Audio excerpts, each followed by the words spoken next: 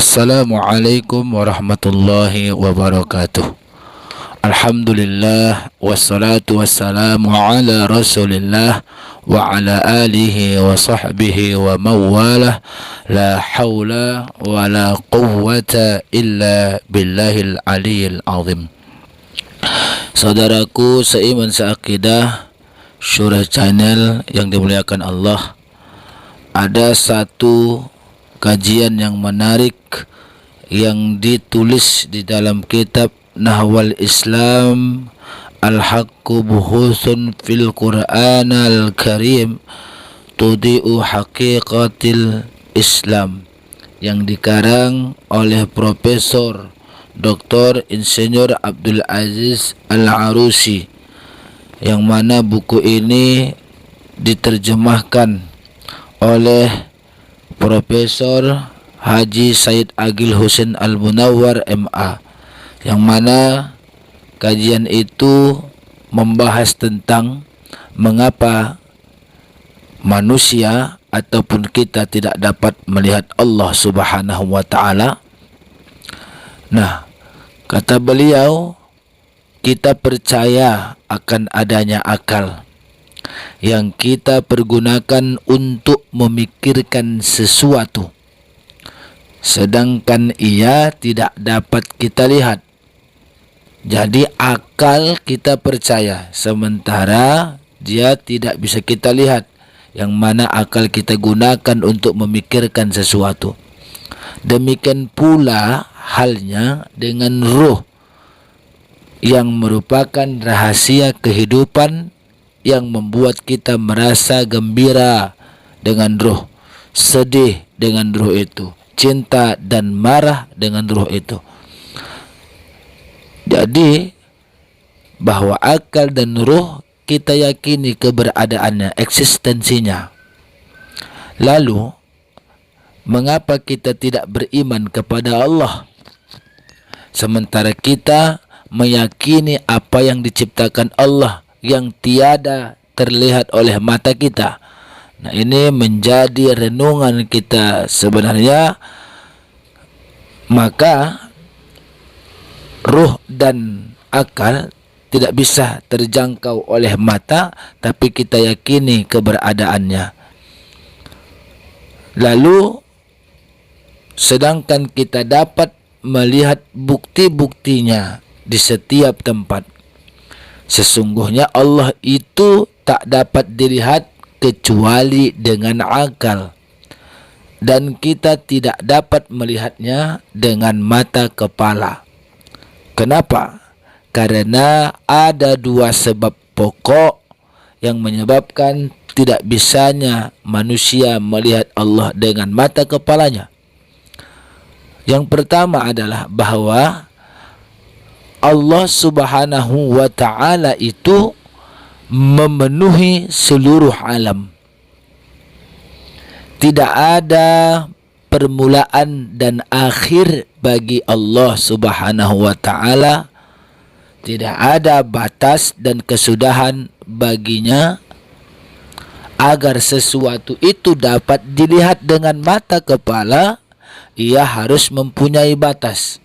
Jadi sesuatu yang tergambar terlihat oleh mata kita, maka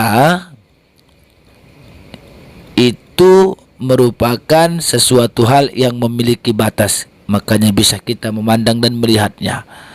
Sementara Allah memenuhi seluruh alam semesta, tidak ada permulaan dan akhir baginya, tiada batas dan kesudahan baginya. Itulah alasan pertama. Kemudian saudaraku yang dimuliakan oleh Allah Subhanahu wa ta'ala, alasan kedua, dan ini yang terpenting, nah, bahwa Allah Subhanahu wa ta'ala tidak menginginkan kita melihatnya, tidak menginginkan kita untuk melihat dia.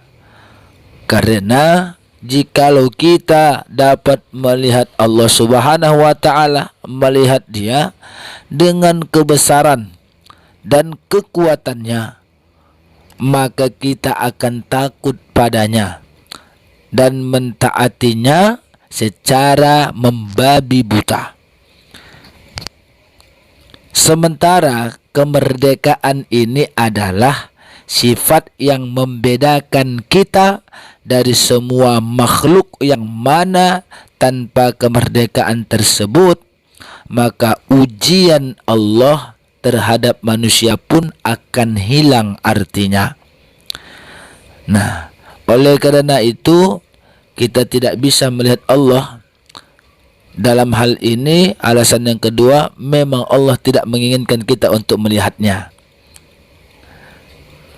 Maka kalau dia melihatkan dirinya, jikalau kita dapat melihatnya dengan kebesaran dan kekuatannya, maka kita akan takut padanya dan mentaatinya, tetapi secara membabi buta, sehingga hilanglah kemerdekaan untuk berbuat sesuatu atau tidak berbuat.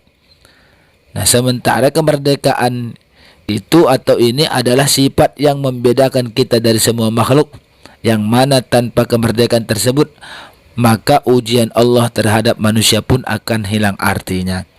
Suatu ujian yang merupakan sasaran dari eksistensi kita di muka bumi Allah.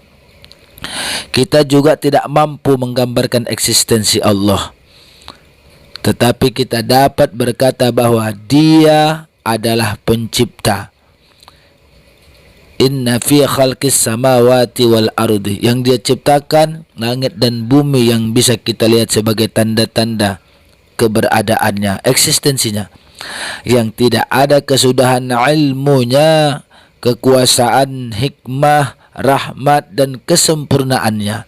Maka oleh itu marilah kita camkan daripada ayat Al-Quran yang mana Allah abadikan di dalam Quran surah Al-Hajj ayat 73. A'udzu billahi minasyaitonir rajim. Ya ayyuhan nas duriba mathalun fastami'u lah, innal ladina tad'una min dunillah la yakhluqu dzubaban walau ijtama'u lah wa in yaslubuhum az-zubabu syai'an la yastanqidhuhu minhu dha'ufat talibu wal matlubu. Hai manusia, telah dibuat perumpamaan. Kalau sudah dibuat perumpamaan, maka dengarkanlah olehmu perumpamaan itu. Sesungguhnya segala yang kamu seru selain Allah sekali-kali tidak dapat menciptakan seekor lalat pun, walaupun mereka bersatu untuk menciptakannya. Dan jika lalat itu merampas sesuatu dari mereka, tidaklah mereka dapat merebutnya kembali dari lalat itu. Amat lemahlah yang menyembah dan amat lemahlah pula yang disembah. Inilah paparan kenapa kita tidak bisa melihat Allah dengan mata kepala. Semoga bermanfaat. Assalamualaikum warahmatullahi wabarakatuh.